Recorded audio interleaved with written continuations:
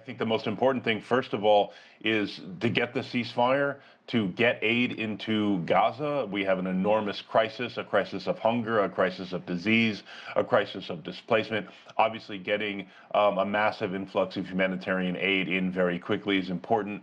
The release of the hostages in Gaza, release of Palestinian prisoners, obviously a part of that. Once we get past that, yes, things become complicated, as is often the case with agreements of this sort. There has been some fudging. Both sides have caveats.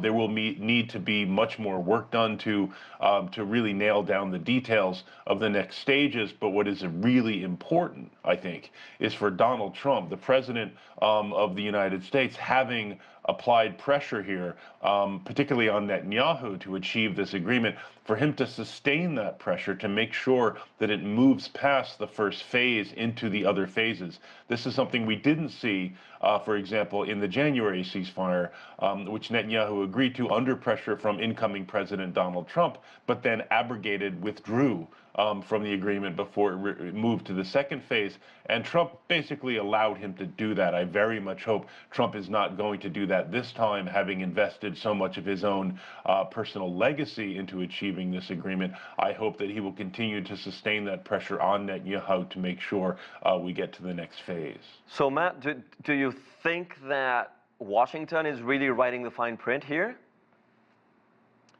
It really does come down to President Trump and his team, but particularly to the person of Donald Trump. Netanyahu knows that he needs Trump's support.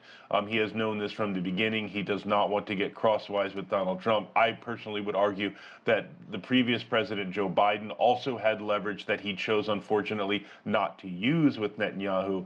But that aside, it is very clear that Netanyahu feels that he needs to maintain Donald Trump's support. And if Donald Trump were to threaten to withdraw that support, as you know, according to reports, he did threaten Netanyahu with that to get this ceasefire, that is a really important variable here. And what happens if Hamas delays or rejects clauses on security and demilitarization? Will the ceasefire unravel on day one? I don't know if day one, but definitely there are a number of points along the way. Day 2, day 3, day 4, day 7, there are things that Hamas could choose to do or not do that could definitely unravel this. My understanding is that Hamas has been willing to agree to an agreement very much like this one for over a year. So it seems unlikely to me that Hamas would be the ones to break the deal unless there was an extreme provocation from Netanyahu, which is something we have seen in the past. Netanyahu is very good at creating provocations, creating excuses for himself, provoking reactions from the other side that give him an excuse to withdraw from agreements like this. Matt, you're describing a fragile peace deal, right? And can it survive without robust international guarantees and enforcement beyond what the U.S. could supply? And who would be the actors? Right. No, as I said, I do think the U.S. and particularly Donald Trump is a key guarantor here. But the international community, particularly other states in the region, the Arab states, have a major role to play, especially in the kind of reconstruction and governance of Gaza as the Israeli military pulls back in the various stages that they've committed to.